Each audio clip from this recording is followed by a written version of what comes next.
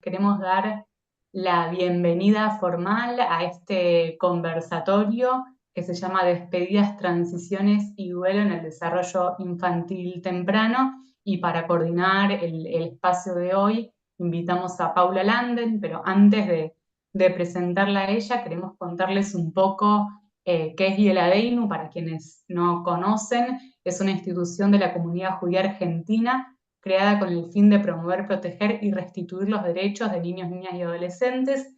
Ahí abajo en la pantalla ven nuestros dos canales fuertes de difusión, que uno es el Instagram, que si tienen ahí cerquita el celu, nos pueden seguir, que es yeladeinu.web, y el otro canal de difusión es el canal de YouTube de Yeladeinu, que es www.youtube.com/yeladeinu, que en ese canal van a encontrar este conversatorio grabado y otros conversatorios que ofrecemos, otros videos de interés. Para contarles ahí brevemente de Yeladeinu, para quienes no conocen, Yeladeinu tiene dos áreas fuertes, una es el área de protección y otra es el área de promoción. Ahí en la pantalla ven las áreas que componen, o los programas que componen el área de protección. Se inicia con una admisión en la cual se evalúa el riesgo de la situación, y en el área de protección, luego de la admisión, se deriva a distintos encuadres o programas. Uno tiene que ver con integración comunitaria, que es de acogimiento a niños y niñas, y la posibilidad de que niños y niñas tengan referentes de cuidado, referentes afectivos. En realidad hay otra área muy fuerte de Yeladeinu que se llama fortalecimiento familiar, en la cual se trabaja con las familias de manera preventiva. Hay centros de día, que son centros socioterapéuticos para infancias y adolescencias de 0 a 18 años, y hogares, dos hogares convivenciales para niños, niñas y adolescentes, que esos hogares funcionan cuando se toman medidas de abrigo por el Estado. Y todas estas áreas que ven acá en la pantalla, las áreas de protección, intervienen o acompañan en la salud, escolaridad, judaísmo, crianza saludable, integración comunitaria y otros dispositivos complementarios de los cuales forman parte los chicos y las chicas. Y después está el área, como les decía, de promoción y prevención, que es el área en el cual se enmarca el programa de promoción de derechos y prevención de maltrato infantil, que desde este programa es que estamos ofreciendo este conversatorio gratuito. En el programa de promoción y prevención hacemos distintas acciones. Una tiene que ver con los espacios de capacitación. Ofrecemos capacitaciones gratuitas para organizaciones, clubes e instituciones educativas que tienen el objetivo de detectar, acompañar y desnaturalizar violencias en el marco de las instituciones y poder acompañar a las familias, niños y niñas. Que si tienen ganas de contactarnos por una capacitación gratuita, ahora en breve les vamos a compartir el mail y la página web. Desde este programa también hacemos asesoramiento y acompañamos organizaciones en intervenciones complejas con niños, niñas y adolescentes.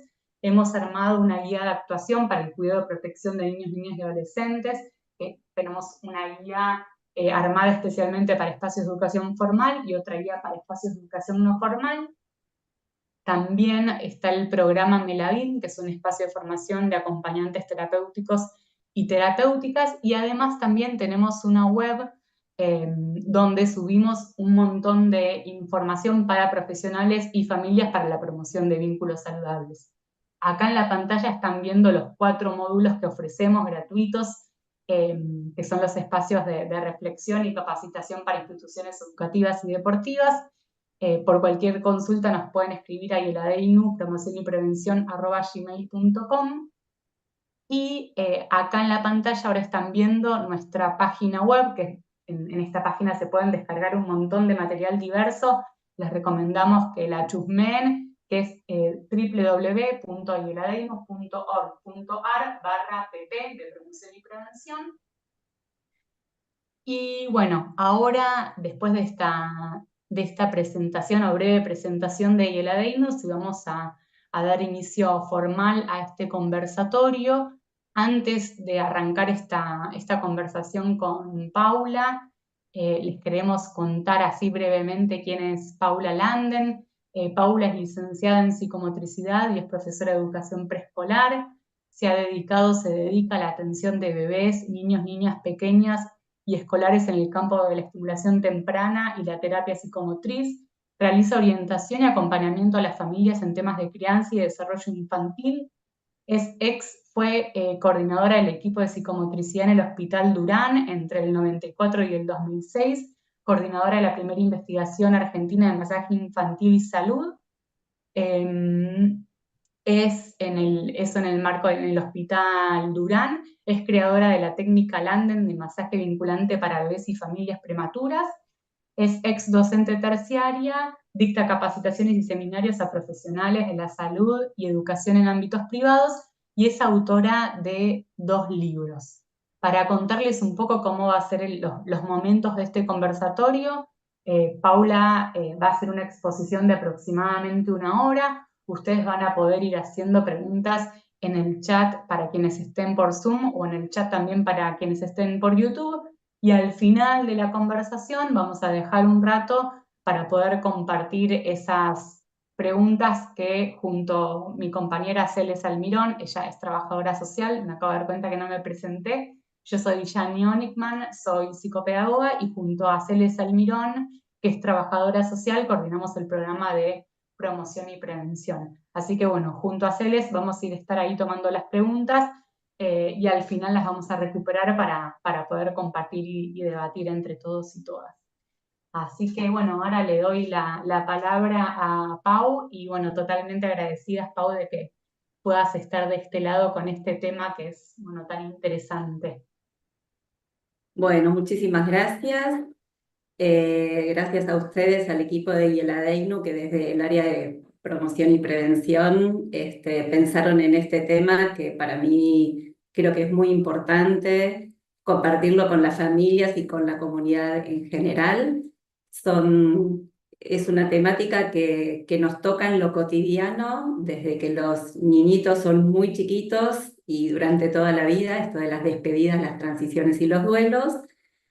Y quería contar una anécdota antes de arrancar con esta otra diapo, para pensar en lo chiquitito a veces y situarnos un poco en los zapatos de los niños y las niñas pequeñas. Hace muchos años, a una pareja de papás que ya tenían una nena que creo que tenía 4 o 5 años, nació el hermanito y estaba toda como medio enojada y el papá le dice: me imagino que vos hubieras querido una hermanita. Y la nena le dice: no, yo no hubiera querido nada. Bueno, y todas estas situaciones en las que a veces armamos un discurso para convencer de lo bueno que es lo que está por venir, nos perdemos un poquito de situar el momento de la despedida como pequeños duelos que se atraviesan en la infancia. Y siempre también recuerdo esta frase, no sé, de una frase tradicional que es: la infancia es un jardín de rosas. Y ciertamente en la infancia hay un montón de esfuerzos, un montón de tristezas o de angustias que tienen que ver con el desarrollo, con el independizarse, con el proceso de separación, bebés, niños con los adultos referentes, y que tiene un costo bastante importante. Entonces pensaba en este jardín de rosas con lo bello y lo tierno de la rosa y las espinas, y que hay que ir como con mucho cuidado y amorosidad hacia esa rosa y hacia las infancias. Entonces, en todo este devenir de las distintas separaciones, lo pensé en estas 3 como grandes temas. Uno que tiene que ver con el desarrollo, con las distintas etapas evolutivas, que en algún momento los niños que toman mamadera o tetas se destetan o dejan la mamadera, lo mismo que el chupete, el pañal, el colecho, la cuna y un montón de cosas más. No vamos ahora en este conversatorio a ver tips de cómo es conveniente dejar, sino que vamos a ir un poquito a una base más profunda de pensar las posibilidades, las competencias y qué pasa con el desarrollo emocional de los niños. Entonces, desde ahí vamos a poder pensar en general las despedidas, no cada una en particular. Y después hay un montón de despedidas y de separaciones que tienen que ver con las decisiones de la vida adulta, y que los niños están involucrados pero no participan activamente en la toma de decisiones. Por ejemplo, pueden ser las mudanzas, la llegada de un hermano, un cambio en el trabajo, la vuelta al trabajo, la separación de la pareja, la migración. Son todas situaciones que atraviesan el desarrollo emocional y que están considerados como crisis vitales, tanto las relativas a las etapas evolutivas como a todas estas decisiones de la vida adulta. Puede ser incluso, eh, bueno, un cambio esperado o un cambio planificado, perdón, inesperado o planificado, pero de una forma u otra se consideran crisis vitales. Y el otro gran tema, y que sí ahí está ligado con el término duelo, que tiene que ver con la muerte, que puede ser de una mascota, de algún referente o de algún conocido por ahí más periférico a la familia. Y en cómo abordarlo, ahí van a tallar mucho los factores culturales y las representaciones y las creencias en torno a ese tema. Pero también podemos pensar que en todas las situaciones de toma de decisión de los adultos, como de las etapas evolutivas, también son pequeños duelos ante cada despedida. Pasa a la siguiente, Yani. Bien, vamos a ver este videíto para tener para poder ilustrar un modo de despedirse.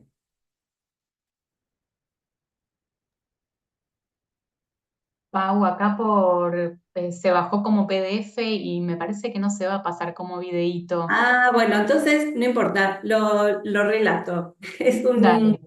Es un niñito que le ataron un montón de globos de aire al chupete y que el viento tironea ese lazo del chupete y el bebé lo termina soltando y los globos se llevan el chupete, el niñito lo sigue con la mirada y en un momento lo saluda. Lo había elegido porque parece como una situación sumamente romántica de despedirse, muy poética, y pensaba que si bien ese es un acto en donde se marca el momento de despedir al chupete y lo podemos pensar en todas las despedidas, que hay un momento preciso donde ya realmente lo que tenemos no lo tenemos más o lo tenemos de una manera diferente. Pero esto de las transiciones, que lo pensamos en el título, da cuenta del proceso, es decir, cómo llegó este niñito, en el caso del video, a tener ese chupete con los globos, cómo fue abordado anteriormente, cuál fue la anticipación a ese acto de despedida, qué pasa durante y qué pasa después. Y entonces cuando pensamos las despedidas en términos de transiciones, lo pensamos como un proceso, en donde es sumamente importante ir anticipando. Pero ir anticipando es crear palabras, enunciados, algunas acciones, que no solamente enuncien de aquello que tenemos que despedirnos, sino cómo vamos a acompañar y a dar sustento a esa ausencia, ¿no? A veces se reemplaza una instancia por otra, por ejemplo, la teta por la mamadera por el vaso, el colecho por la cuna, pero hay instancias en donde no hay digamos, un reemplazo, ¿no? O una forma de solventar esa carencia o esa despedida. Y entonces siempre tenemos que tener en cuenta toda esta transición del antes, durante y el después. Y pensar las formas amorosamente. seguimos escuchando situaciones, por ejemplo, que las mamás se ponen en los pezones alguna sustancia que sea o picante o que tenga un sabor feo para que los bebés dejen la teta. Y a mí me surge la pregunta, si la lactancia fue exitosa, fue amorosa y fue algo compartido, ¿por qué interrumpirlo de una manera no amorosa? ¿No? Como, ¿qué va a pasar con ese recuerdo de la despedida? Y que la despedida no siempre, o las separaciones no siempre atraviesan un camino lineal. Y en las etapas de desarrollo, en las etapas evolutivas, vemos que cuando se dan estas crisis vitales, a veces hay pequeños retrocesos o pequeñas regresiones, digo pequeños por lo breve del tiempo, porque una puede ser una regresión para dar un salto hacia adelante. Pero lo que vemos es que esta sucesión de despedidas, de separaciones, afectan el desarrollo, tienen un impacto en algunos niños más, en otros menos, y también depende de las edades o de las etapas.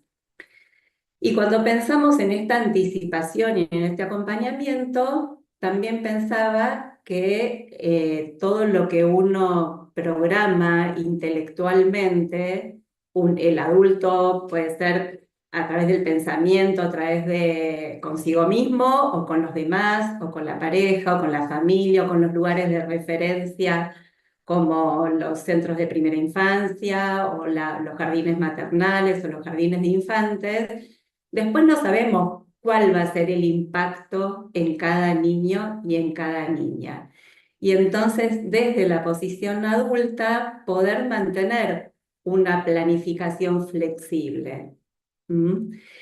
Y después, a veces, o sea, me surgía también la pregunta es, ¿de quién es la decisión de separarse? De lo que haya que separarse. A veces son los niños los que toman la decisión, no es la mayoría, pero por ejemplo, escuchamos mamás que dicen, me dejó la teta, ¿no? Como no dicen, dejó de tomar la teta, es me dejó. Y pensando en ese tipo de enunciados, también podemos pensar, situarnos, qué le pasa al niño cuando lo apartan de aquello que le daba seguridad. Seguridad afectiva, seguridad porque sabe el devenir de cómo van a ser las situaciones y las circunstancias de cada momento de su vida cotidiana. Pasa a la siguiente. Bueno, ahora voy a presentar algunas cosas que parecen pares opuestos, como lo conocido y lo desconocido o lo nuevo, o lo podemos pensar también como aspectos complementarios. Cuando pensamos en lo conocido, en general, en todo el ciclo vital, pero específicamente en la infancia y sobre todo en la primera infancia, lo conocido es lo que siempre nos da seguridad, confianza, soltura, y donde podemos decir que sobre lo conocido todo puede fluir. Cuando aparece lo nuevo y lo desconocido, si bien puede ser algo que nos motive, también nos puede traer incertidumbre, inseguridad, miedos, un estado de alerta excesivo.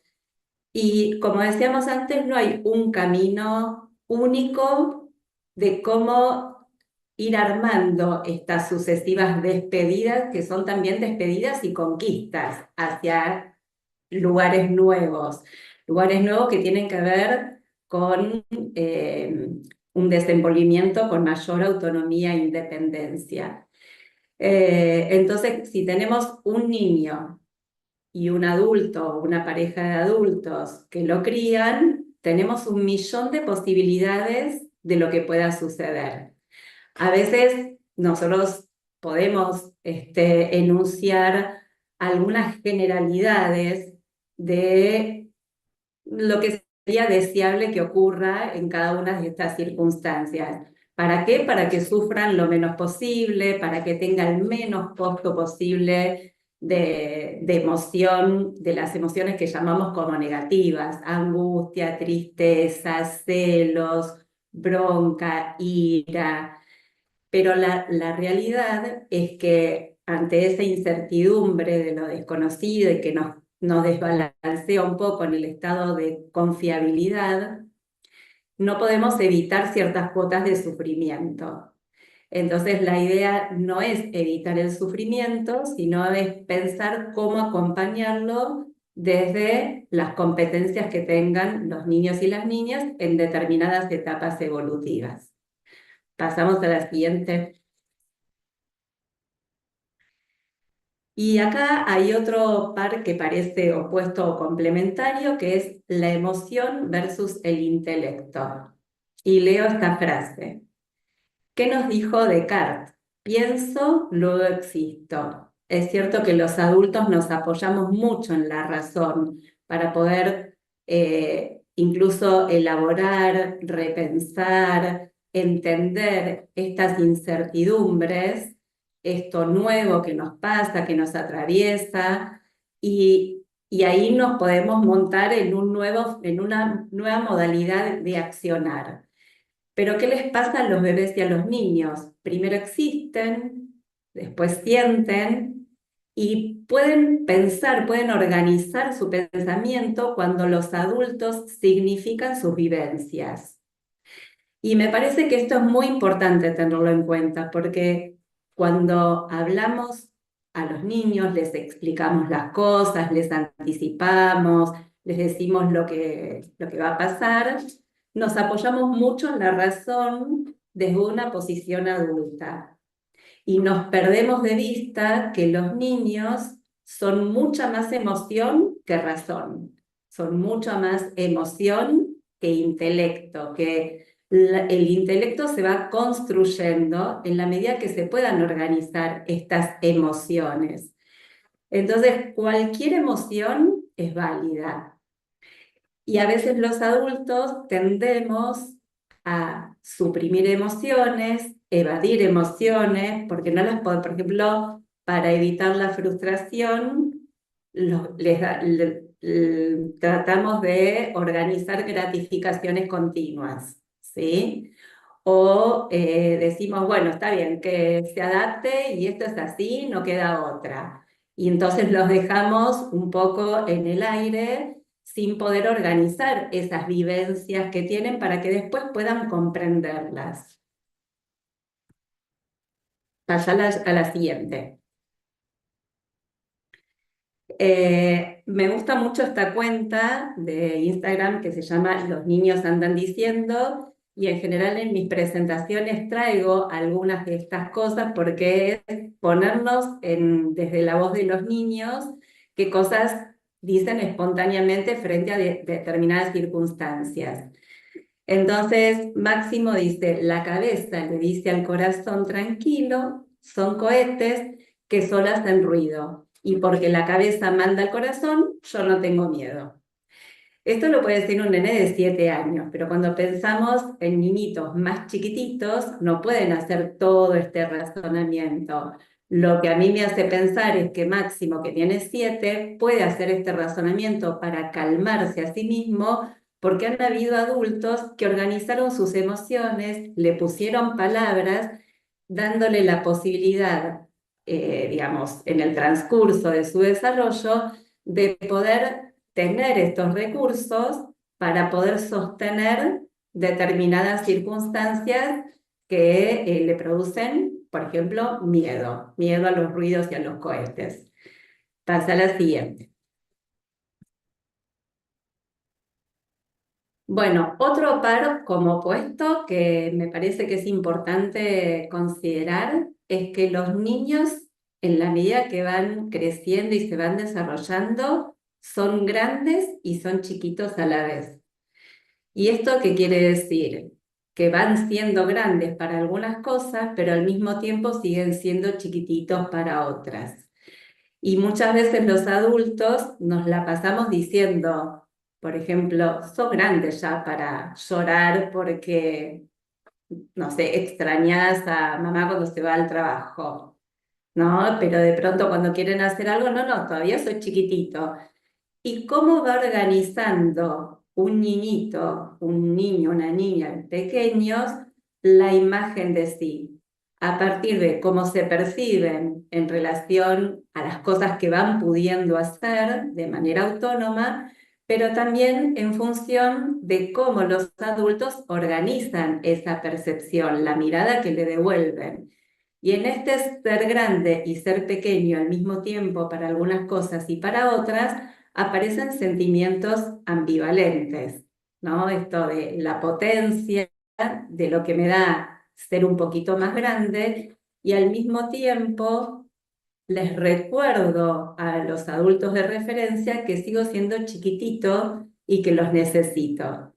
Y entonces muchas veces nos confunde a los adultos durante la crianza porque de pronto pueden desenvolverse de una manera con tanta seguridad y de pronto vuelven al trapito, ¿no? Pueden jugar un montón, pueden hacer cosas, pueden hacer hasta travesuras, pero se aferran a la mantita o al trapito cuando se van a dormir o cuando tienen que ir de un espacio a otro, que tienen esos momentos de transición son los que a veces dan inseguridad, ¿no? En el entre.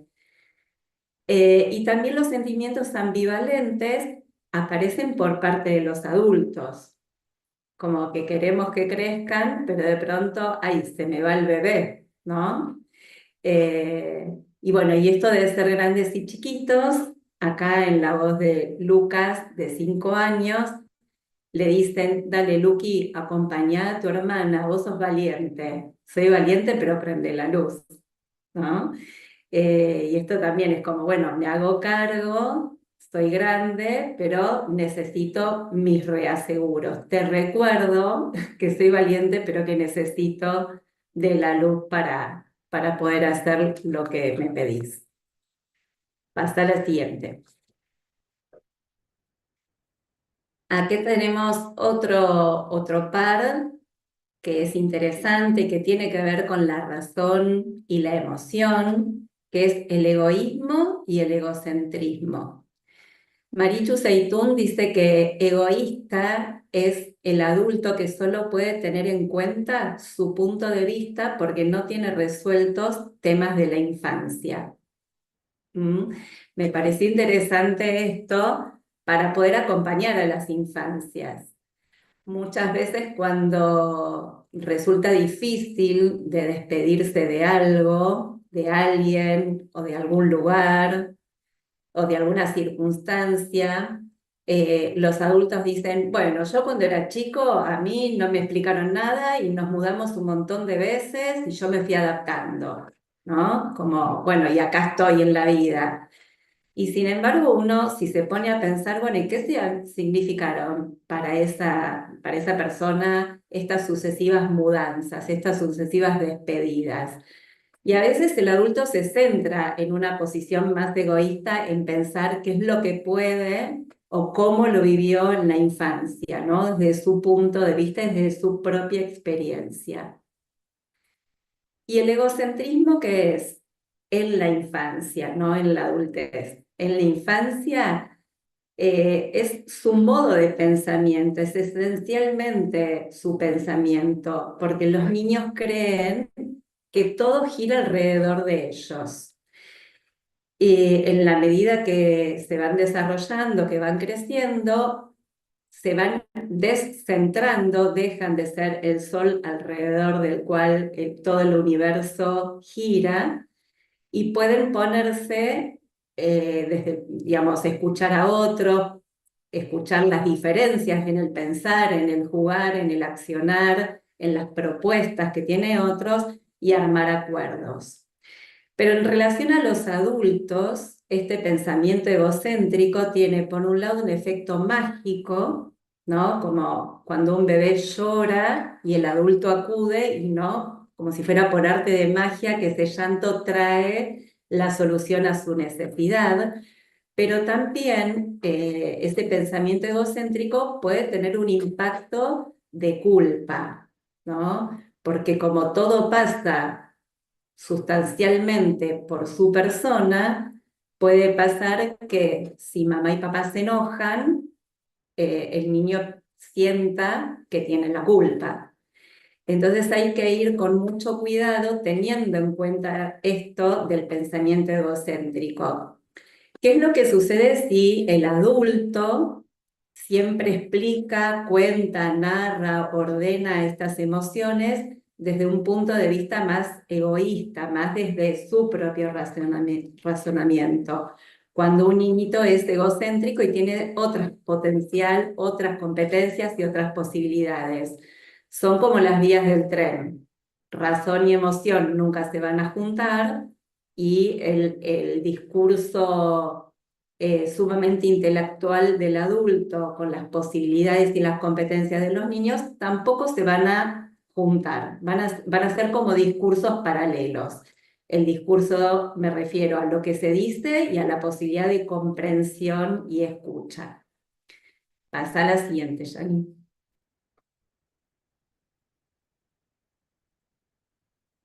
Entonces, en estas despedidas, duelos, cambios, conquistas, entre lo que se debe hacer porque es esperable desde el punto de vista del desarrollo, quién y cuándo se decide hacer una transición o una despedida, y en qué nos apoyamos para tomar las decisiones, porque acá vamos a tener aspectos que tienen que ver con la cultura en la que estamos inmersos y también tenemos que ver dentro de esa cultura qué pasa con la singularidad. Lo que más nos va a orientar es pensar qué necesitan los niños y las niñas pequeños. No vamos, si queremos saber a priori cómo hacer, por ahí vamos a fallar, pero si miramos al niño que tenemos enfrente y nos preguntamos, ¿qué necesita? Obviamente que necesita amor, apoyo, contención, que los adultos construyan ese vínculo como figuras de apego, necesitan una rutina organizada. Todo eso le va a dar estabilidad, seguridad y confianza. Y a partir de eso, que aparezcan las cosas novedosas para fomentar la curiosidad, la flexibilidad hacia lo nuevo. Y entonces ahí vamos a tener como una balanza, ¿no? Entre lo estable y lo novedoso. Porque si nos vamos a centrar en una estructura demasiado igual, ¿no? Sin rupturas, no sé, un día hacemos algo un poquito distinto, o vamos de visita, o no te bañás, o comemos en otra mesa, o hacemos un picnic, digo, algunas variaciones dentro de la rutina que da seguridad, también fomenta la posibilidad de ser flexible a lo nuevo. Y entonces cuando venga lo nuevo, es más fácil de despedirse de lo anterior. Y también necesitan jugar. Después vamos a retomar el tema del juego, ¿no? Pero el juego da un potencial para transitar estas despedidas sucesivas que tienen que ver con las crisis vitales. Vamos a la otra. Entonces, en general, ¿de qué nos despedimos? ¿De alguien? ¿De algo? ¿De un lugar? Hay muchas despedidas y pequeños duelos. Cuando hablamos de las figuras de apego, creo que lo más básico es cuando mamá y papá o las figuras de apego que fueran los cuidadores primarios eh, se desaparezcan del ambiente donde están los niños sin decir chau, ¿sí? Sin despedirse. Y que esto es bastante común, porque hay un momento en que los chicos chiquititos empiezan a tener un registro diferente de cuando se van, de cuando se separan, y empiezan a llorar, a veces empiezan a patalear, a veces se vuelve como muy intensa esa despedida cuando tienen que ingresar al jardín. Y entonces la forma que tiene el adulto para hacerlo más liviano, y después podemos pensar más liviano para quién, es yéndose sin que se dé cuenta, ya que se queda bien con otra persona o en otro lugar. Y esto es algo que de mucho riesgo, porque en algún momento los niños y las niñas se van a dar cuenta de la ausencia de ese adulto referente. Y cuando se den cuenta, ¿qué es lo que van a sentir? ¿No? Es cómo desaparecieron.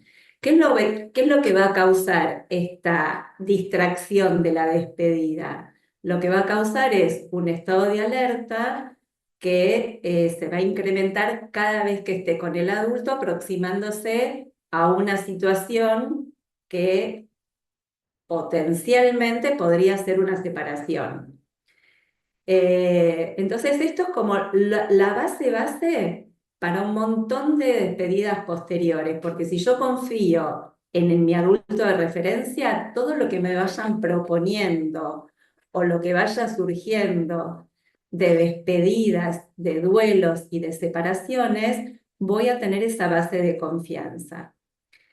El objeto transicional o el objeto de apego, que también se llama, tiene que ver con simbolizar en un objeto esa figura de apego. Entonces me sirve para cuando mamá, papá, el abuelo, la niñera, no sé, alguien se va, yo me agarro a ese objeto que simboliza a ese adulto que a mí me da confianza.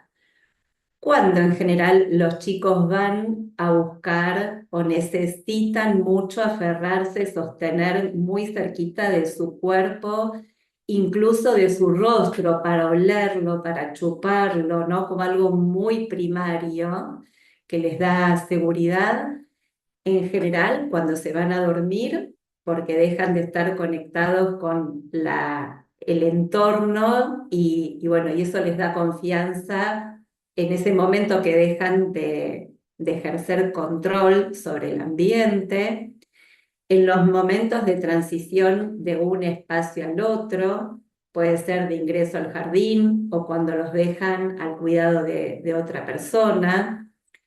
Y ese objeto, que a veces puede ser una mantita o puede ser un juguete, no es un juguete con el que van a jugar, no es un juguete para jugar, es un objeto que representa a esa figura afectiva y que lo va a acompañar. Y acompañar no es lo mismo que jugar. Cuando pensamos en el objeto transicional, es en el olor, en la textura, en el sabor que tienen, porque aparte son objetos que se sugiere que no sean lavados, aunque estén como pegoteados de tanto, no sé, chuparlos, tenerlos, manosearlos, justamente porque mantiene ese registro de la memoria sensorial, que es la memoria como más primaria a la que los niñitos se aferran. Y luego van creando esa memoria más consciente en donde pueden tener esas figuras en su representación internalizadas para poder despedirse. Es decir, ya no necesito ni el objeto ni ver a mamá, papá, la niñera o la abuela, sino que los tengo ya en mi recuerdo. Pero para llegar a construir estas representaciones mentales, los niñitos tienen que ir madurando, no es que desde un comienzo esto funciona así, ¿no? Como, bueno, yo te digo que voy a volver y entonces una vez que se van, me dijeron que va a volver. ¿Qué quiere decir va a volver? ¿Qué pasa en ese espacio, en ese momento de ausencia y de separación para poder sostenerme sin que me genere mucha ansiedad o angustia y entender el después? Entonces, cuando hablamos de las transiciones, de las despedidas, cuando los niñitos son muy chiquititos y no tienen estas representaciones mentales, tenemos que pensar que todo es mucho más concreto. No hay una noción de temporalidad. La noción de tiempo se va construyendo muy de a poquito porque es una abstracción. Lo que va a pasar después. Lo que va a pasar después es pura incertidumbre. Y lo que vive hoy es todo lo que necesita de lo concreto y de lo confiable. Entonces a las despedidas hay que darles espacio y tiempo enmarcadas en un proceso, que este proceso, como dije antes, va a tener vaivenes. Pasa a la siguiente. Bueno, entonces las despedidas y las transiciones en relación a las etapas evolutivas, y acá leo una frase de Marichu Zaitún que nos dicen: crecer implica separarse y elegir, y cada vez que elegimos algo, estamos despidiéndonos al mismo tiempo de muchas cosas. A veces es en lo más chiquitito. Si yo elijo jugar con Ana y dejo de jugar con Juan, bueno, de alguna forma me estoy despidiendo de esa posibilidad, ¿no? Entonces, cuando lo pensamos desde lo más cotidiano, de todas las elecciones que hacemos, todo el tiempo nos estamos despidiendo de algo, estamos resignando algo. ¿Y qué nos pasa a los adultos? Cuando los adultos ofrecemos algo para confortar a los niños, y sabemos por qué lo ofrecemos, por ejemplo, el chupete o el objeto de apego, que en realidad lo eligen los niños, pero después los adultos seguimos cuidándolos, es difícil de abandonar. Cuando ese objeto o esto, no importa, la teta, el chupete, el colecho, dormir cerquita, nos da tanta confianza y tanto confort, para los niñitos es difícil de abandonar. ¿Cuándo lo pueden abandonar? Como les decía antes, cuando puede empezar a tener más recursos internos, tanto emocionales como en el plano de las ideas y de los recuerdos y de la simbolización.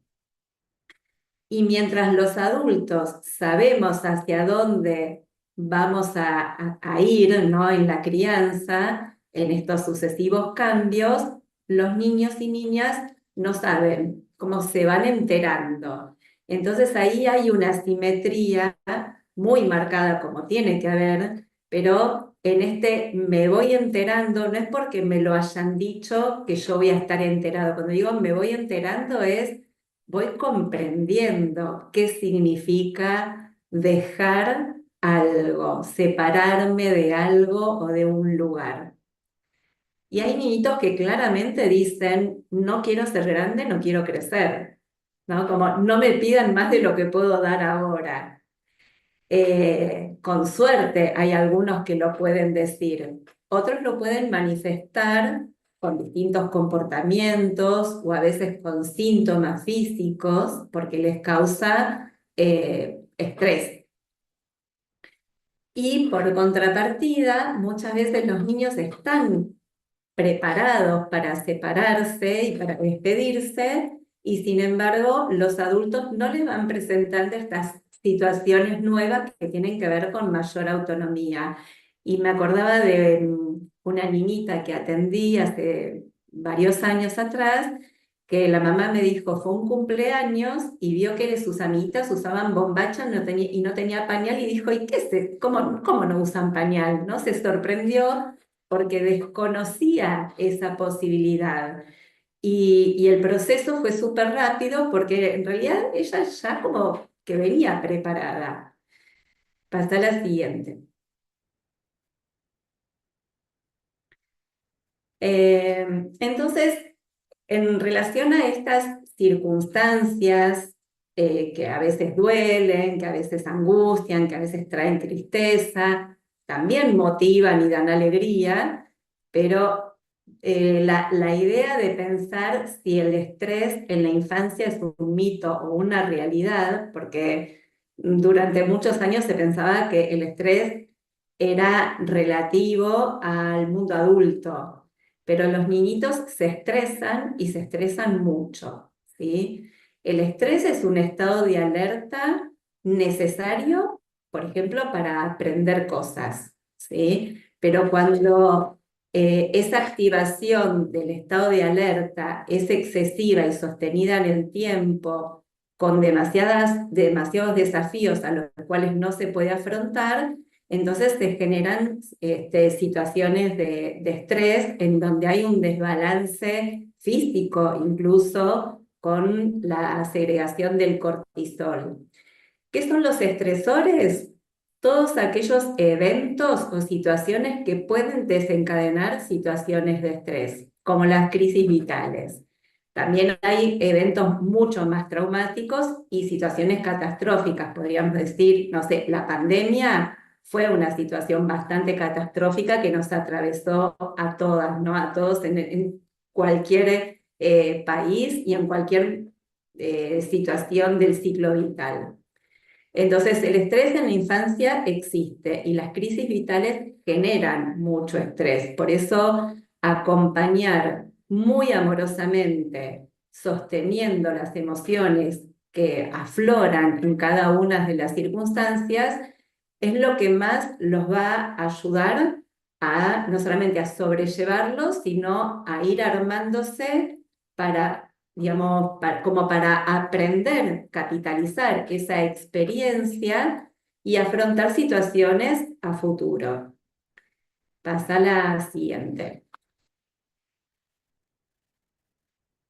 Dentro de las situaciones que más generan estrés son las que voy a mencionar a continuación. Una es la mudanza, que a veces hay circunstancias en las que no queda otra que de pronto decidir una mudanza repentina o una mudanza a un espacio que no es tan conveniente como el que estábamos habitando. Y a veces las mudanzas son para mejorar la situación habitacional. Es decir, que esto es muy variado. Siempre la mudanza, por más que sea apunte a la mejor calidad, siempre es una despedida y siempre genera un estrés. El estrés para los adultos y el estrés para los niños. Siempre que hayan adultos con estrés, con vivencias de tensiones en el entorno del niño, el niño va a sufrir, va a resonar con esas emociones y va a estar estresado. Pero con esta desventaja que tiene que ver, por un lado, con la emoción sobre la razón y el pensamiento egocéntrico. Eh, Cuando nosotros decimos, bueno, los chicos tienen capacidad de adaptación, sí, por supuesto, tienen capacidad de adaptación, pero la capacidad de adaptación se va también desarrollando y uno no tiene que como confiarse demasiado en las posibilidades adaptativas de los niños, porque a veces tienen una posibilidad adaptativa, pero el desafío es demasiado grande. Cuando pensamos en una mudanza, la casa podríamos pensar que es como un segundo cuerpo. Es un lugar que nos da mucha confianza porque ya conocemos todo. Y cuando hablamos de esa memoria sensorial, conocemos los olores, los ruidos, las oscuridades y las luces, el sonido, o sea, el sonido hasta de las pisadas, ¿no? Por cómo es el piso, dónde queda la puerta, nos organiza, nos da seguridad. Ir a un lugar nuevo genera incertidumbre. Entonces, ¿cómo podemos ayudar a esta transición? ¿Dejarlos en una adaptación pasiva o tratar de que esa adaptación sea activa? Y cuando digo activa, sería una coparticipación a medida, es decir, al menos que jueguen con las cajas, que guarden algunas cosas, que sepan a dónde, o sea, que van a ir a otro lugar, que no desaparecen, desde lo más chiquitito y simple a lo más sofisticado en la medida que vayan pudiendo. Bueno, pasa a la siguiente. Tanto la mudanza como la separación de la pareja, como la muerte, son de las situaciones que generan mayor estrés en la infancia. Y en todas estas situaciones de separación y duelo, los adultos están tan atravesados emocionalmente como los niños y las niñas. Y entonces resulta a veces difícil discriminar y disociar qué me pasa a mí, tener en cuenta al otro, cómo puede estar afectado el otro cuando digo el niño pequeño, ¿no? Y en la separación elegí esta imagen a propósito como para pensar que el niño no quede en el vacío, ¿no? En el vacío de estas dos partes que se separan. Eso es lo peor que le puede pasar a un niñito en una despedida de este tipo. Si bien las circunstancias pueden ser variadas, porque una separación se puede dar por demasiada tensión y entonces lo que genera una separación es un entorno de mayor armonía, pero de todas formas implica una pérdida, implica la pérdida de la estructura conocida y de lo conocido es lo que a uno le cuesta despedirse y desprenderse.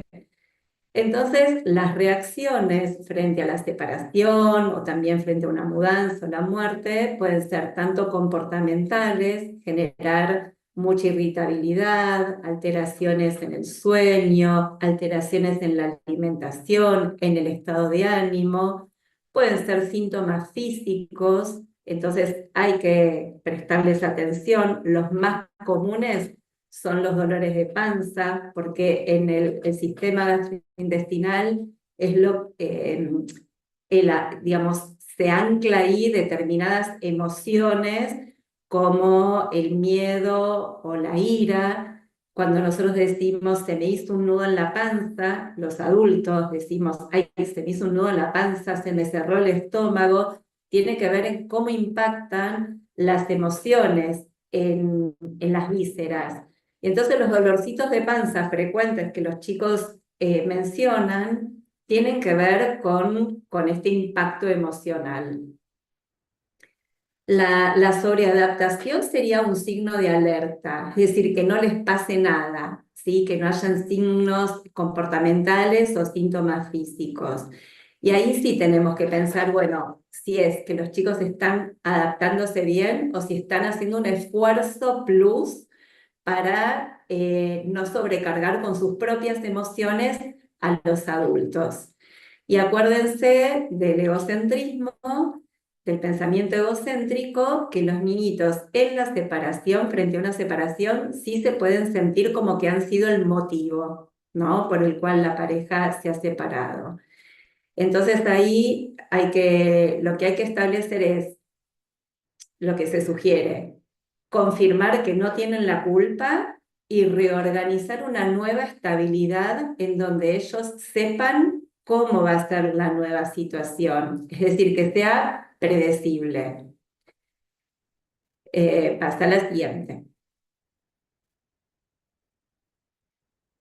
Y con respecto a la muerte, que es una de los duelos más intensos y las despedidas más intensas, porque ahí no hay vuelta atrás, no hay vuelvo a pasar por la puerta de donde viví, por ejemplo, o vuelvo a ver el chupete que dejé, o vuelvo a tocar el pecho de mi mamá, la pielcita así, recordando que en algún momento tomé la teta. Acá voy a leer una frase de una niña de 4 años que dice: Mami, extraño a la bisabuela Sima. Qué pena que no se llevó el celular para que la llamemos. ¿Cómo hace para no caerse de las nubes? Y entonces acá la idea de la muerte es muy complicada porque para los adultos es muy real y para los niños puede ser una abstracción. Y no se conoce del tema hasta que no se atraviesa una situación muy cercana, como para tener que empezar a explicar de qué se trata la muerte. Acá hay como muchas representaciones, algunas que tienen que ver con los libros, los dibujos o los videos que han visto. Entonces, por ejemplo, ahí hay una niñita que dice: ¿hay alguna manera de escaparse de la muerte? La muerte más ligada a los zombies, a estos muertos que vuelven, ¿no? Como con caras horribles. Y hay situaciones como más románticas que se le explican a los niños, que se van al cielo y que están en una estrella y que nos cuidan desde el cielo. Y hay veces que no se hace ningún relato, se evita hablar de la muerte y la muerte queda como un tabú. Eso no quiere decir que por no hablar de la muerte los niños no se den cuenta de que alguien cercano dejó de existir, de esa ausencia. Lo que deja a los niños es en una gran soledad de tener que lidiar con esas emociones muy intensas de una manera que no tienen recursos. ¿Qué cosas uno podría sugerir en relación a la muerte como cosas chiquititas? No decir que es como si estuvieran durmiendo tranquilos, porque además en relación a la muerte está esta frase que descanse en paz o ahora descansa en paz. Pero para los niños esto puede generar mucha ansiedad al momento de ir a descansar y a dormir, porque si es cómodo dormirse, pero nunca más vuelven, entonces ¿cómo me voy a relajar para poder entrar en un sueño tranquilo? También cuando dicen se fueron de viaje a un viaje muy largo, a un lugar muy lejano, eso también genera mucha ansiedad porque los niños que están construyendo las nociones de espacio y de tiempo, ¿cuánto es mucho tiempo? ¿Cuánto es muy lejano? Y si se fue de viaje, ¿por qué no vuelve? Y entonces, en vez de alivianar la emoción, la estamos le estamos imprimiendo mayor peso porque los niños se pueden sentir abandonados. ¿Mm?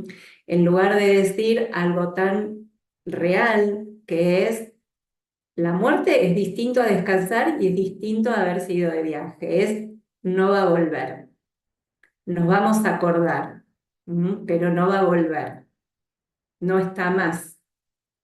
Y después uno puede, según su sistema de creencias, decir dónde está. Si está en el cielo, si está en la tierra, si está en el aire, no sé, porque explicar el alma y el espíritu es como un poco complejo para niños muy pequeños. Pasa a la siguiente. Hay quienes mencionan distintas etapas por las que se atraviesa un duelo, que es el enojo, la negación, el regateo. Si yo hubiera hecho tal cosa, tal vez no se hubiera muerto, o tal vez no se hubieran separado, o no se hubiera ido. La tristeza y finalmente la aceptación. Pero esto parece un camino muy lineal. Entonces propongo esta otra forma de pensar el duelo que es en espiral y que de pronto hay un punto desde donde se parte con todo el dolor, que ahí donde están los puntos negros, ¿no? Y después van cambiando a medida que va pasando el tiempo en cómo se va elaborando esa ausencia y que aparentemente, bien, esos dos puntos rojos y esos dos puntos amarillos que están enfrentados, parece como que están en una situación similar, pero es distinto. Es decir, cada vez que se va avanzando en esa línea espiralada, esos momentos de duelo aparecen la coexistencia a veces de tristeza, a veces de aceptación, a veces de negación, a veces de vuelta a la tristeza, y es un devenir en donde en la medida que pasa el tiempo y hay mayor elaboración, se puede tener como una idea más acabada de lo que es realmente la ausencia, una ausencia distinta a la ausencia que es voy y vuelvo, me separo un ratito. Pasa a la siguiente. Entonces, para que los niños puedan construir esa simbolización, sobre todo los niños muy pequeños, que la simbolización se va construyendo alrededor de los 2, 3 años en adelante, armar la narrativa sobre los sucesos y las despedidas desde los cuidadores hacia los niños, historizar, es ir creando recuerdos, que son esas ideas en donde me puedo apoyar de aquello concreto de lo que me tuve que despedir. También la posibilidad de jugar, y hay juegos tradicionales que abordan determinadas temáticas como la muerte y la separación, y también desde el juego espontáneo, lo que salga, ¿no? De cada niño jugando en soledad o jugando con otros, y la muerte muchas veces aparece en el juego. El tema es que los adultos puedan permitir y habilitar a que aparezca en el juego. ¿Por qué? Porque los niños juegan porque les da placer, juegan porque es un lenguaje propio de la infancia, pero también juegan para elaborar situaciones difíciles, situaciones que los angustian, situaciones que les dan miedo y situaciones que les cuesta entender. Y otra instancia de simbolización es dibujar. Como el dibujo figurativo necesitan ser un poquito más grandes para arribar a esa posibilidad, puede ser que los adultos jueguen a dibujar, en el caso de una mudanza, un espacio y el otro, en el caso de un chupete que se va, dibujarlo y se puede dibujar, no sé, en una casita, qué pasa con ese chupete, inventar una historia, que los niñitos puedan pintarlo, pero es como distintas instancias de representación y de simbolización que colabora en las despedidas y los duelos. Pasa a la siguiente. En relación a la narrativa, si bien el adulto puede armar una historia, contar la historia, inventarla, algo chiquitito, algo que sea muy acorde a las posibilidades de comprensión, evitando un lenguaje sofisticado, evitando mucha explicación, ¿no? Pedagogizante, que a veces los adultos llenamos de explicaciones a los chicos y los chicos necesitan algo cortito, algo simple de donde agarrarse y donde entender el contenido.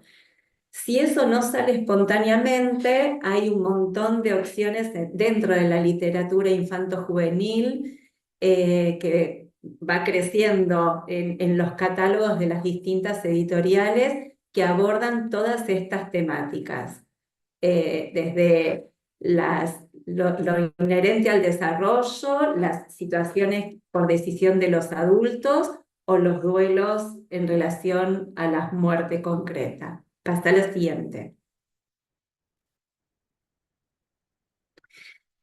Y acá, en relación al jugar como modo de elaboración, el juego de las escondidas, que es un juego tradicional y que se inicia desde muy bebés, donde está, mamá está, no está, el juego del cucú, arma un aparezco, desaparezco. Primero son las personas, después muchas veces los niños juegan a esconder las cosas y buscarlas.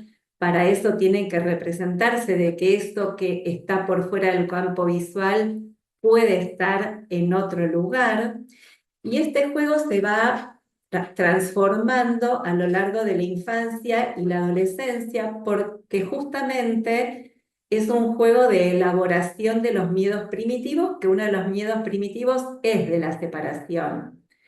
El juego de la rayuela, que también es un juego tradicional, es de la tierra al cielo, como esta instancia de la muerte, ¿no? Desde que nacemos, vivimos, afrontamos un montón de desafíos en un camino con desequilibrios, ¿no? Por eso se juega a saltar en un pie y con dos pies hasta que se llega al cielo. Y otro juego o acciones que tienen relación con lo lúdico o con expresiones, con manifestaciones corporales en relación a los objetos, es el juego de arrojar objetos. Cuando un niñito empieza a comer y arroja la cuchara y esa cuchara vuelve y la arroja de nuevo y la cuchara vuelve, por un lado está construyendo el espacio en profundidad y por el otro lado este retorno de lo que él por propia voluntad suelta. Esa es una decisión que toma él, suelta y confía en que vuelve.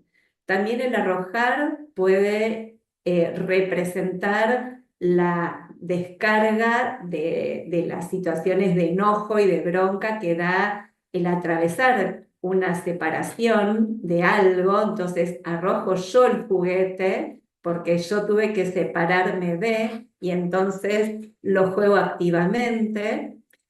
Y puede ser también que marque esta trayectoria de un aquí y un allá, y un objeto que se va y que lo puedo ver desde otra perspectiva.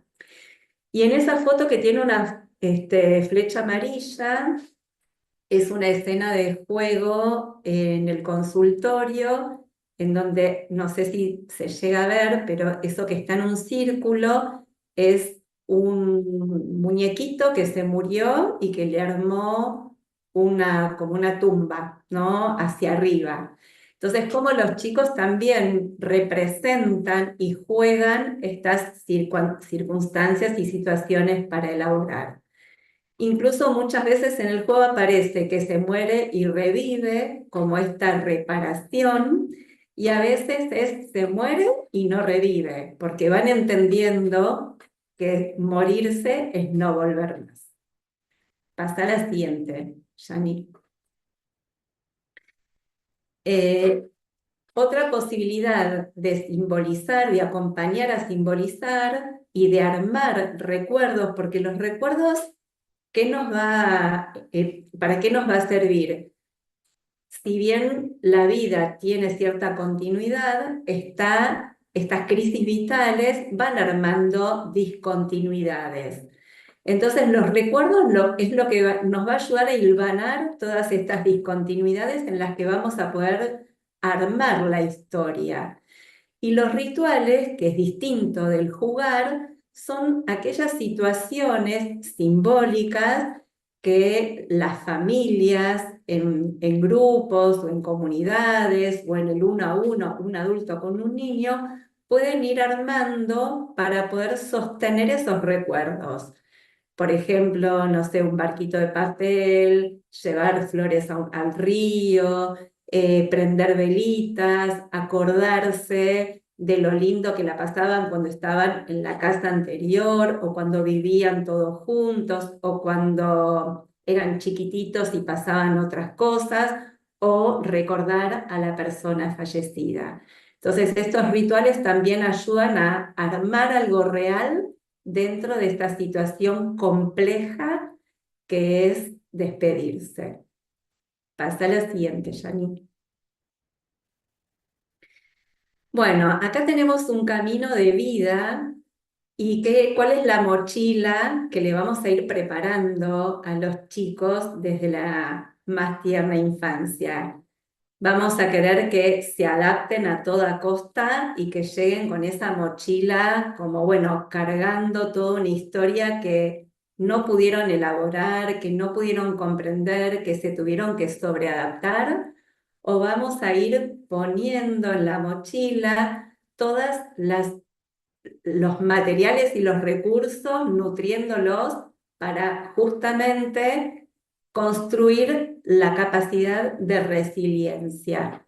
La resiliencia es la capacidad de afrontar situaciones adversas y salir fortalecido, pero no es algo biológico, ni algo madurativo, ni algo innato. Es una construcción que tiene que ver con las primeras relaciones y cómo todas las situaciones conflictivas que se van sobrellevando desde los primeros años pueden ser metabolizadas, acompañadas y contenidas. Y entonces los niños se vuelven resilientes cuando internalizan sus experiencias tempranas de estabilidad ambiental, por la relación gratificante con sus cuidadores y reflejando el cuidado predecible y tranquilo que recibieron durante su crianza. Son los recursos que van a tener a futuro. Pasa a la siguiente. Y a la siguiente. Y así vamos terminando. Bueno, entonces, desde las funciones de cuidado, en este acompañamiento, en todas las despedidas, en las transiciones, en los duelos, de los cuales mueve y afloran, emergen y disparan muchas de las emociones y de los sentimientos que son los más difíciles de acompañar, como dije antes, la tristeza, la angustia, el enojo, la ira.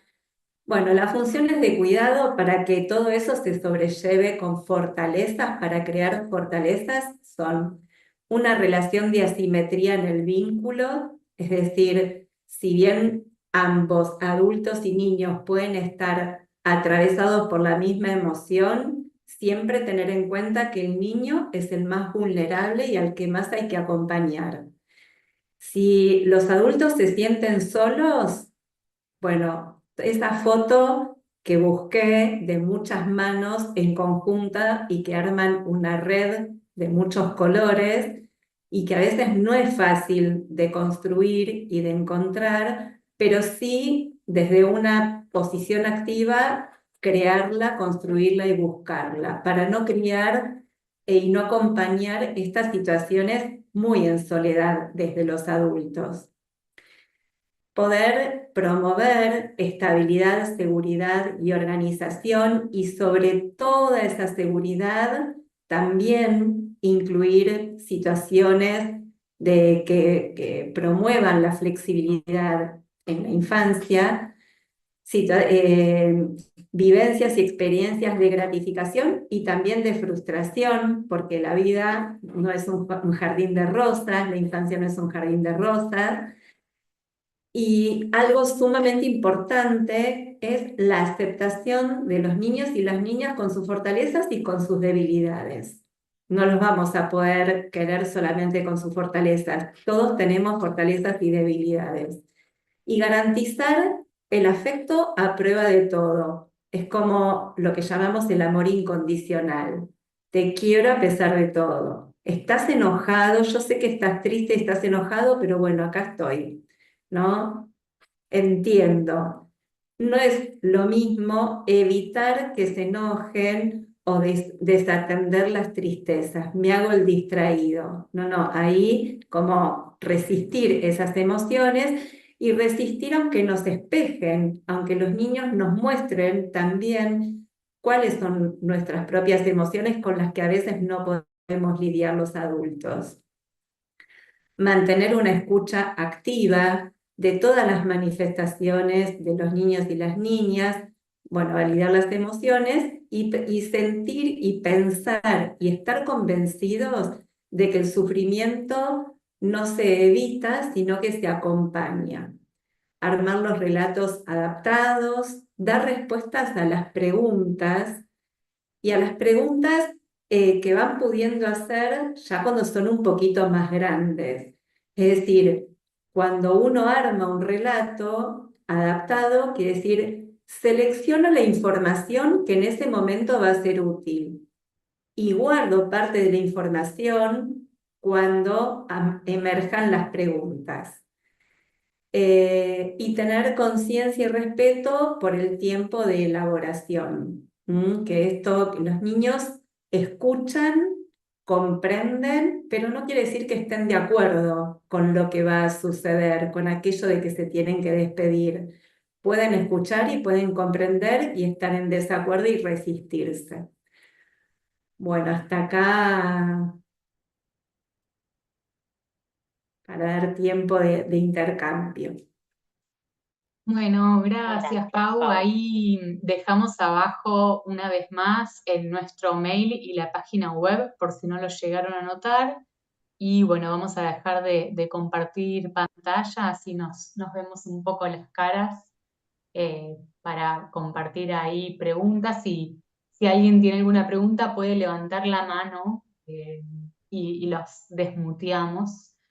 Pero la verdad que, Pau, es súper interesante el recorrido que fuiste haciendo en todo el inicio, que tenía más que ver como con el posicionamiento de las personas adultas para cuando las infancias transitan distintas despedidas. Después quizás cada despedida que fuiste especificando, bueno, tenía su particularidad, pero hiciste todo como todo al principio de la conversación pudiste transmitir con mucha claridad esto, como el posicionamiento que tenemos que tener las personas adultas para poder acompañar de manera respetuosa y amorosa a las infancias. A ver, Sí, ahí Pau, si hay... muchas gracias. Y quería decir quienes están conectados desde YouTube que pueden escribir, que yo ahí leo y le traigo a Pau si hay alguna pregunta dando vueltas. Y preguntas o experiencias que quieran También. compartir.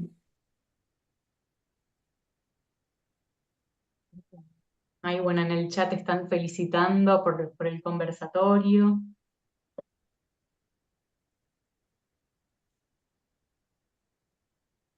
Bueno, ahí damos unos minutitos. A mí algo que me hacía pensar es cuando traías esta situación, por ejemplo, de los procesos de adaptación en instituciones educativas, esto que pasa muchas veces, diría yo, que bueno, que los referentes de cuidado están adentro de la sala y desaparecen muchas veces sin despedirse porque bueno, está jugando entretenido o entretenida y si me voy a despedir se va a poner a llorar, ¿no? Porque hay como una obviedad ahí de la persona adulta de saber que eso va a suceder. Entonces, bueno, para no intervenir en ese juego y que la siga pasando bien, vos decías, bueno, ¿a quién le genera alivio salir sin despedirse? Pero eso es algo que pasa mucho y que pasa mucho de los dos lados, ¿no? Como, bueno, la familia propone me voy o a veces incluso las docentes o las personas que trabajamos en las instituciones proponemos, bueno, andate que no te vea, que se enganchó en el juego.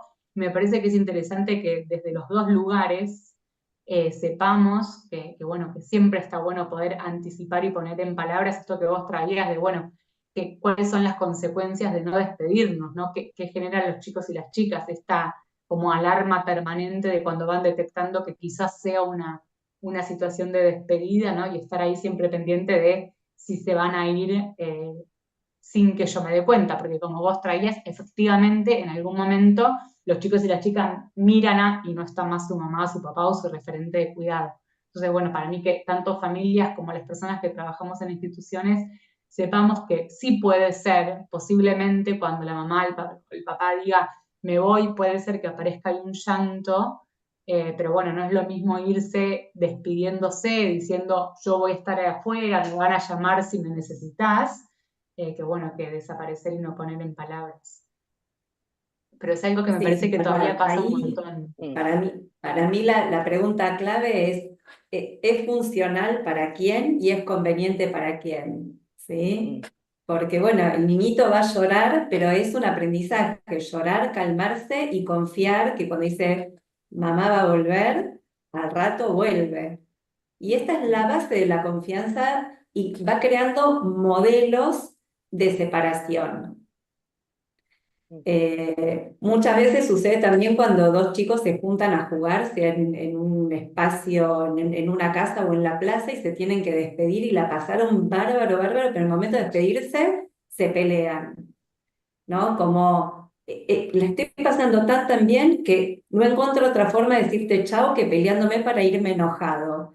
Y después lo reproducimos en la vida adulta, cuando nos tenemos que ir de un trabajo, por ejemplo, o nos separamos, no sé, de una pareja, que no necesariamente tiene que ser con enojo, pero quedan como mecanismos instalados y que se van creando en la infancia en estas pequeñas y grandes despedidas, porque hablamos de despedidas chiquititas hasta duelo por una muerte. Y algo también en relación a esto que pueden transitar los niños y las niñas, me parece que está buenísimo también tomar en cuenta que si está transitando esto la familia, está bueno también, si son parte de una institución, esos niños o esas niñas, poder llevarlo, ¿no? Poder contarlo. Lo que una quiera, no hace falta con detalles, pero sí poder contar también para que puedan acompañar, ¿no?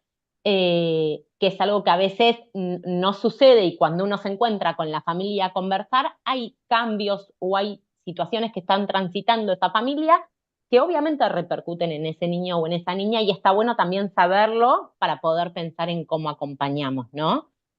Y Acá acá, apareció una eso. pregunta que dice, una consulta, Antonella dice, una consulta, cuando hablamos entonces de planificación flexible, ¿sería trabajar a través de la simbolización?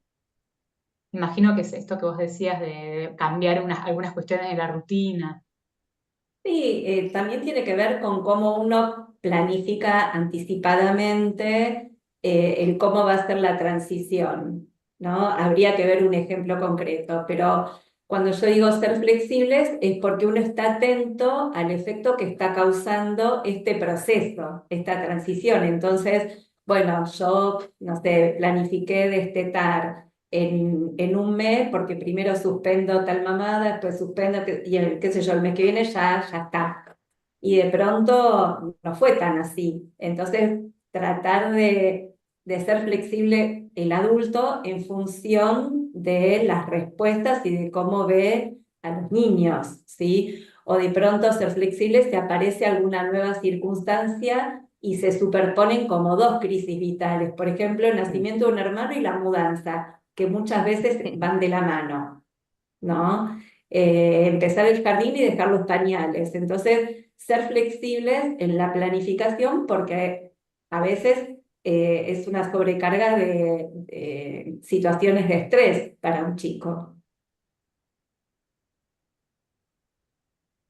Buenas noches, no sé si me escuchan, si me escuchan Buenas bien. Sí, noches. Sí. perfecto. Perdón, estoy sin cámara porque estoy enferma. Quería felicitarla a la licenciada Paula Landen porque fue muy clara su exposición, muy interesante, todo lo que nos indicó y nos mostró en relación a todo. Pero me resonó mucho porque hablamos mucho de estos modelos de separaciones, de duelos, de partidas, pero siempre pensando en que queda alguien de la familia presente, ¿sí? Sea mamá, papá, se va la abuela o los hermanitos que llegan. Pero me resonó mucho porque trabajo en una institución judicializada donde recibimos niñitos que en cierta forma son desprendidos de sus familias. Entonces viven ciertas formas diferentes de duelos o de separaciones, ¿no? Y por ahí los chiquitos más grandes pueden expresarlo, o llorándolo, o comentándolo, contándolo, o con situaciones, como decía, ¿no? De agresividad. En mi caso particular trabajo con los más pequeñitos, con los bebés, que simplemente pueden expresarse a través del llanto o la sonrisa. Y me resonó mucho todo esto, inclusive cómo son transiciones para ellos mismos, pasar de una sala a otra sala, ¿sí? Donde por ahí capaz que por determinada edad ocupan, nosotros estamos divididos en lactantes, que lo que sería de ser un año, y pasan a la sala de bebés, que están los chiquitos, que son el dormitorio, diríamos así, mayores de un año, y es como que cumple el año y ya tiene que pasar y bueno, ¿y qué hacemos para que pueda producirse esa adaptación adecuada, esa transición adecuada? Porque también es ver caritas nuevas, eh, actividades nuevas, extrañar lo anterior, pero al mismo tiempo, ¿y dónde está mamá? Y todas esas cuestiones. Sí, bueno, en relación a las instituciones, muchas veces las instituciones tienen organizada su modelo de adaptación y no, y se pierde un poco la singularidad de cómo acompañar la subjetividad y la singularidad de cada niño y niña. Entonces ahí va de la mano también de cuán flexible puede ser la institución para el caso por caso. Bien, muchas gracias, ¿no? Muchas gracias. Espero que se repitan estas capacitaciones. Participé de varias y son muy interesantes. Nos ayudan mucho en nuestra formación y en nuestra experiencia. Gracias, Karina.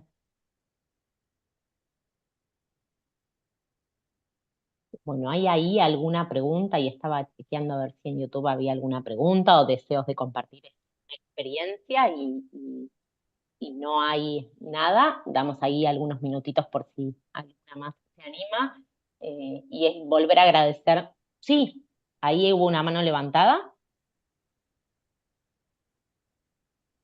Quizás ahí sí, ahí te desmuteamos, Claudia. Quizás, Claudia. Ahí. mientras tanto, recordarles que sigan en Instagram a yeladeinu.web, porque vamos a abrir 2 conversatorios más en lo que queda del año para octubre y para noviembre, y ahí vamos a colgar los temas y las fechas, y vamos a también postear los links de inscripción. Así que síganos en yeladeinu.web. Ahí, Claudia, estás habilitada si querés hacer la pregunta. Sí, estoy. No, lo que pasa es que con Cablevisión, porque me da lástima, me encantan estas capacitaciones.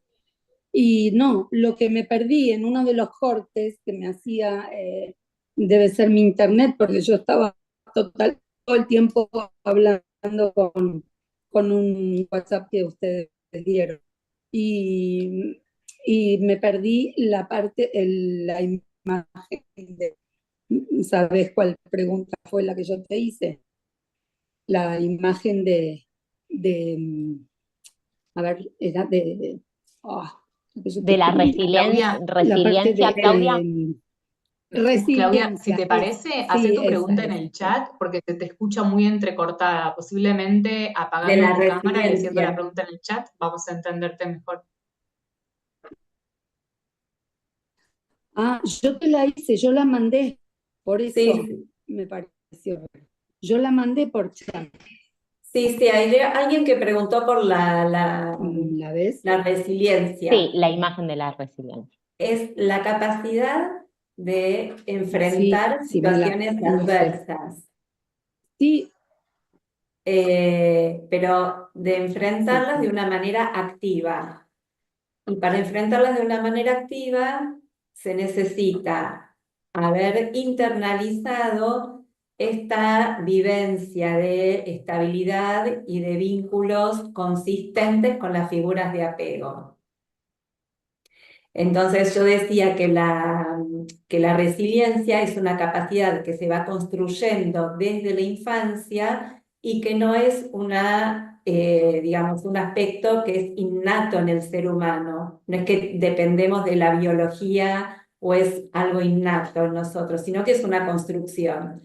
Y en cada una de estas situaciones que constituyen las crisis vitales, es donde se van armando justamente en esos desafíos estas posibilidades, estos recursos para poder ir afrontando en lo sucesivo el capital que nos deja esta experiencia. Y acá por ahí agrego que a veces cuando hay, no sé, muchas separaciones, muchas mudanzas, muchas situaciones de desafío así que son críticas, los adultos muchas veces piensan que, bueno, los chicos ya igual están acostumbrados, ¿no? Como que esto facilita la adaptación a estas situaciones nuevas. Pero como si no tienen suficientes recursos, como estas situaciones se reiteran, son más vulnerables en vez de más resilientes. ¿Se entiende? Entonces eso va a tener que ver también con la recurrencia Sí, sí, y cómo es sostenido en el tiempo.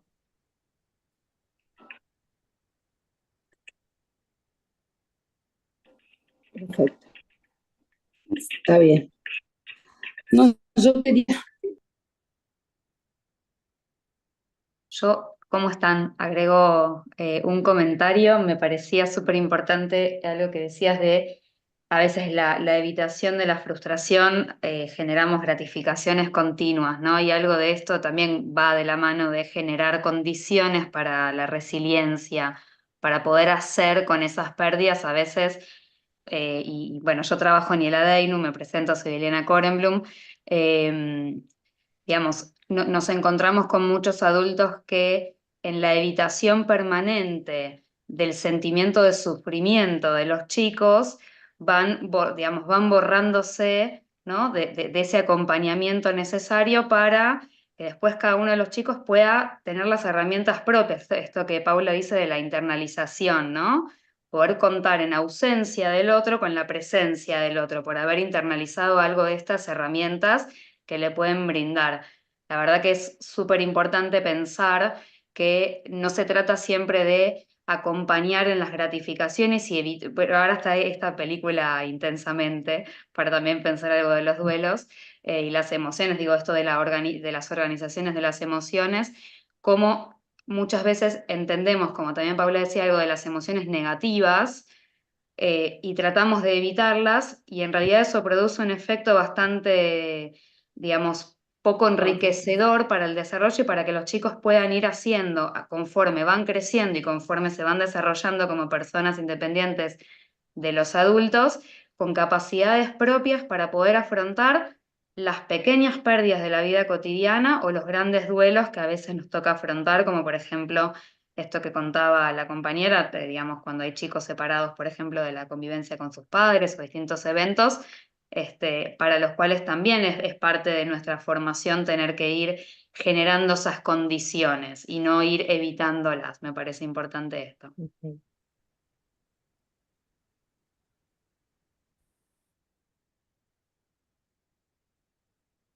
Bueno, gracias Eli por compartir. Bueno, si no hay nadie más, ya siendo las 8 de la noche, les recordamos que este conversatorio quedó grabado en YouTube por si lo quieren volver a ver y de todas formas a todas las personas Lo que están enviamos. inscritas les vamos a compartir ese link por si alguien se anotó, pero bueno, no pudo estar hoy en el Zoom o en el YouTube. Bueno, les agradecemos mucho por haber estado de ese lado y recuerden seguirnos en Instagram en mieladinu.web o en nuestro canal de YouTube. Y volvemos a agradecer a Pau por este rato, por ponernos ahí a pensar en cómo podemos seguir acompañando en la primera infancia y en las infancias desde nuestro rol adulto. Así que, Pau, muchísimas gracias. Gracias a ustedes por la invitación y por este gran tema. Bueno, súper clara, la verdad, un privilegio escucharte. Ujú. Bueno. Bueno, buenas Y noches para perdón, y todos y muchas todas. palabras lindas en el chat, Pau, también de Sí, muy linda la exposición, así que nada, también devolverte esto para que te vayas ahí con un mimito. Bueno, gracias, Gracias No, a por todas favor. y por la escucha y Gracias. el intercambio.